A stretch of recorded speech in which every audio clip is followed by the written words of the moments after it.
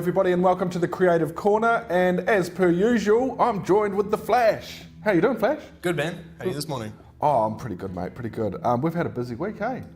We always have a busy week. I know. I wonder if it's ever going to slow down. I don't think so. I hope not, actually. I'm enjoying it.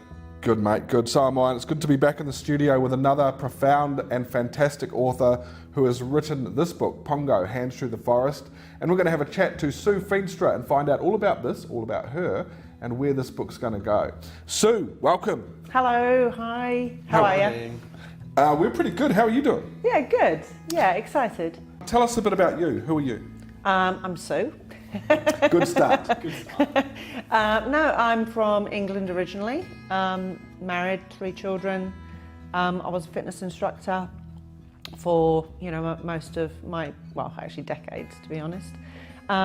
Moved to New Zealand, still sort of pretty much the same. Moved to Australia, remarried, so 2 extra children, so 5 blended family, and then fitness didn't work out anymore because my back went, so that had to sort of finish in about 2008.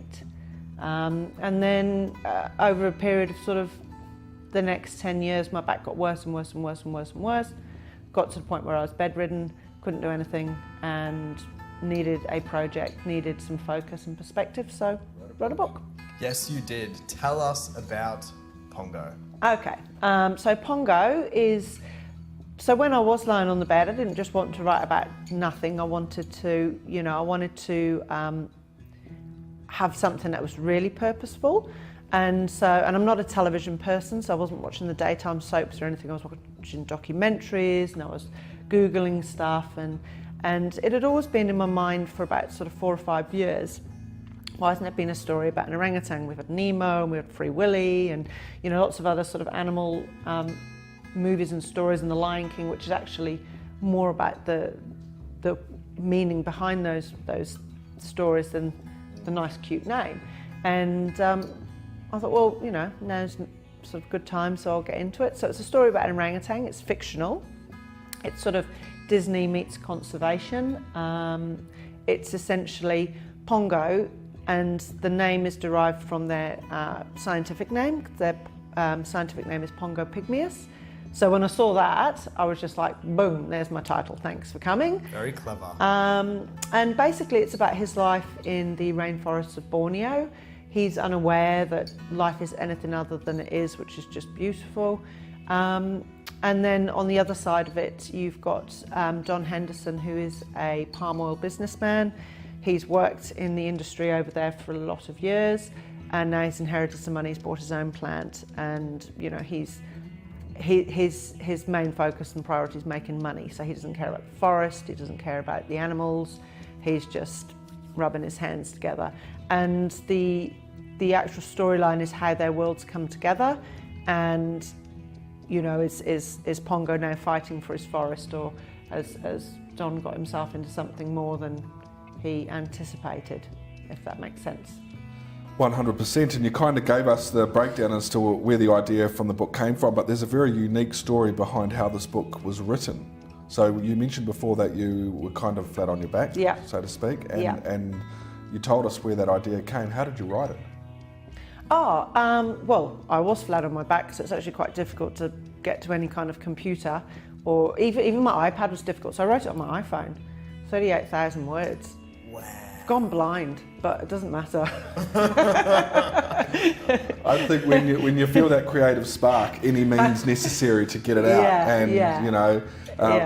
When you first told me that, I was blown away because I knew the challenge that would be involved in that. But that's phenomenal that you were able to get that done. How long did it take? Look, it stopped and started because in the middle of it I did have back surgery, and I thought that I would be able to carry on while I had the back surgery, but they hit you up with some pretty big drugs, and PONGO could have taken a whole new direction. Alice in Wonderland, down the rabbit hole. Wolverine. So I was like, let's actually just leave this for now, and actually let's wait until I'm back to my normal state and probably recovered a little bit, and with a bit of perspective, which wasn't clouded. So in all, take out the time that you are kind of... I would say probably 5 to 6 months. 5 to 6 months through an iPhone. Wow. Yeah. Cut and paste on an iPhone? Yeah. Yeah, I think when I sent it to manuscript appraisal, I think the biggest thing that was wrong was all the spacing, because I couldn't see it. You know, there was all these, where I cut and pasted it, there was these massive big gaps everywhere. 5-line space. Yeah. Phenomenal. Yeah. But it was great. I look back on the time, I think that, you know, my main point is that, you know, Pongo saved me a little bit, because it was a time where I was probably could have slipped into any kind of depression or given up or not had any sense, because at the point in time I didn't know there was an operation that could fix my back, that what was being offered wasn't a fix, it was only a band-aid. And you know, and so it sort of gave me purpose and direction, and I actually look back on that time with a lot of fondness. A lot of people would look at that and think 6 to 12 months lying on a bed, the only means of transport, I was in the back of people's cars lying down, I couldn't sit any longer, I couldn't walk any longer, and they would look on that and probably think that was the most terrible time of their life. And I look at it actually with a lot of fondness, because every day my husband would go to work and he'd say, oh, you're going to Pongo today, and I would just escape to Borneo in my mind, and I would just start typing and off I went. And I honestly feel like I've been there. I feel like when I go there in September that I will have been there before. I just you know, I just sort of used my imagination and went for it. Well, I think both Flash and I are well and truly aware that creativity is a solution and a way of getting through depression, because it does open up a part of yourself that you probably wouldn't have, whether it's writing or painting or music or dance, whatever it is. It allows you to take yourself to a different zone, and without doubt I think that's very cathartic. What did you learn writing this? I mean, you said that Pongo sort of, I guess, helped you, saved you from... I mean, I know if I was stuck on a bed for 12 months, I'd probably slip into depression if I didn't have something like that. So what did you learn writing? I think the years that the story rattled around in my mind, I felt that I needed a whiteboard and I needed a storyline, and it seemed so massive. That's why I never sort of tackled it before. And then when I actually started, there was two things I did. I had two commitments. I thought, right, if I'm going to do this, I have to finish this. This isn't something that I can leave in a drawer and, you know, leave the world not finishing it. And the second part was that if I wrote it and I could help this, you know, species in some way, even if it's a little way, that there'd be some sort of fix and payback from the world for me, and I'd get fixed, you know. So now I'm in debt because I am fixed. So learning about the writing style, I just went for it, you know. I just didn't, I forgot that I don't need, I'm a very sort of off-script person anyway, so I don't need whiteboards and lines and you know, I just knew in my head where the story would go. I knew how it would finish, and I knew how it would start, and the middle part I just kind of cruised along with. And then when I didn't like it, I think I chopped it from 38,000 words down to 34,000 words, because I was just like, that's just shameful. I could never let you read that. There was just a lot of rubbish in there. But once I read it back after sending it to editing, I could see that myself clearly, and I was happy to get rid of that. And that's what I say to people now. They say, what would you say to somebody who wants to start writing? Just start. You don't. There's always a professional somewhere that can help you out later on down the track. You don't have to have it word perfect, chapter perfect, sentence perfect, grammar perfect. You just have to get it from there onto there, and the rest will happen. What about the publishing journey? What did you learn through that? Well, that was a whole different story. It was great. Look, in all honesty, very challenging. I'm not going to lie about that. It was, you know, there was a lot of things that, you know, the technical side of stuff, quite difficult sometimes to set up this and set up that and work out this and work out that. But, you know, without you guys, I just couldn't have done that. I would be sat here still with just a manuscript, not knowing where to go next or what to do.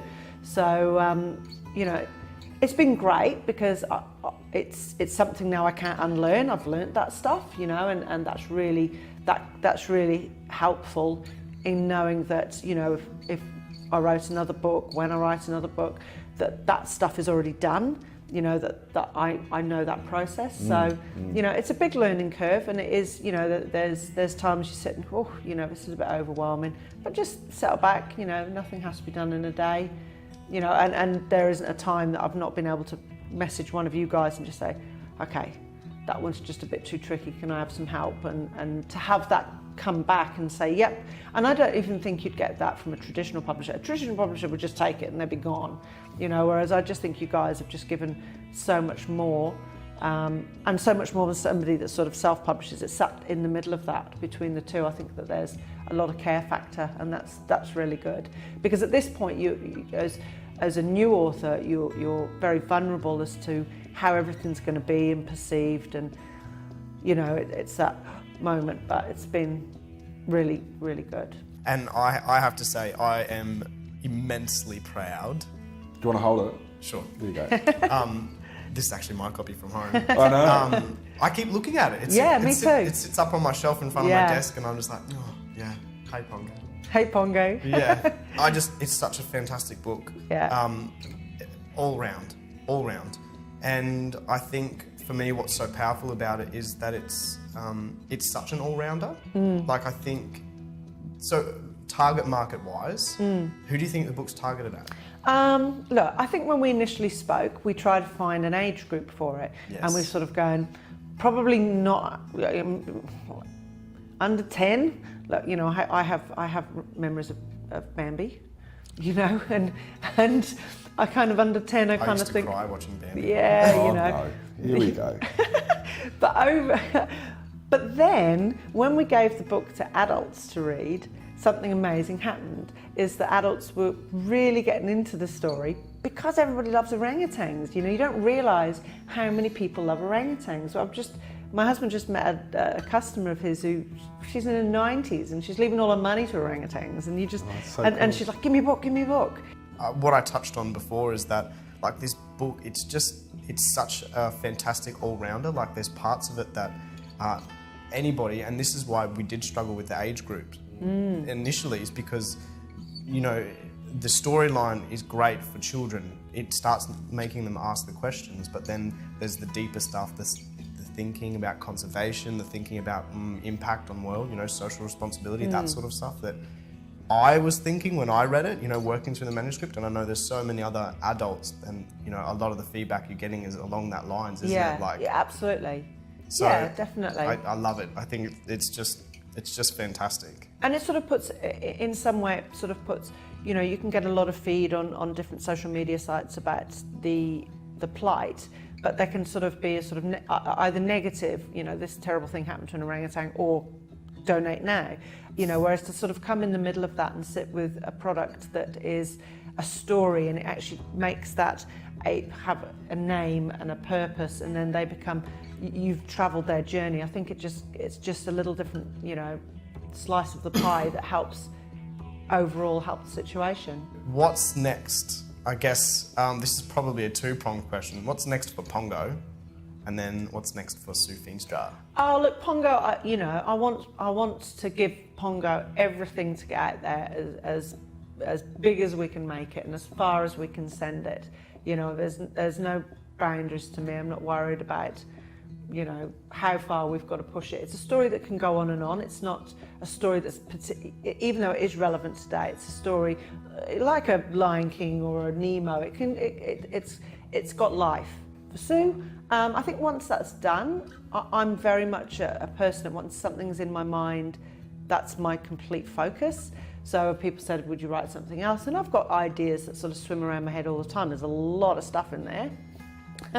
But at the moment, I would still be drawn back to this, and I wouldn't be able to give that the same commitment. And you've got to remember as well, when I wrote Pongo, I was in a very different situation. I was like trapped on a bed, so I couldn't move. Whereas, how would I replicate that in another book, to actually give myself that space and time? That's something I'd have to learn to do. So I've got one final question that you don't know. As you have got to know over the last year or so that we've been doing this, both myself and Flash have a bit of a aversion to, well, is aversion the right word? It's not, is it? I don't know, where are you going with the sentence? Good point, Flash. We like superheroes. Right, okay. All right? Yeah. And my question to you is that if you could choose a superhero or superpower that you could adopt, who would it be, or what would the superpower be? The superpower, I've always liked the film Limitless. Oh. All right, where you take the pill and you just, you can do, your mind just you've done 10 degrees in a week, you know. I'd love that superpower. That'd be fabulous. I like getting inside people's superpowers. Okay, Sue, I want to thank you so much for coming in and having a chat to us about PONGO. That's all right. Thank you for all your help. Oh, without a doubt, it's been awesome, and the journey is far from over. No, that's right. For all you guys, hellopongo.com is where you can go to get a copy of this book, and what's most important is that you share it to as many people as you can, because it's not just the book, it's the message within it as well. Thanks very much. We'll see you next time on the Creative Corner.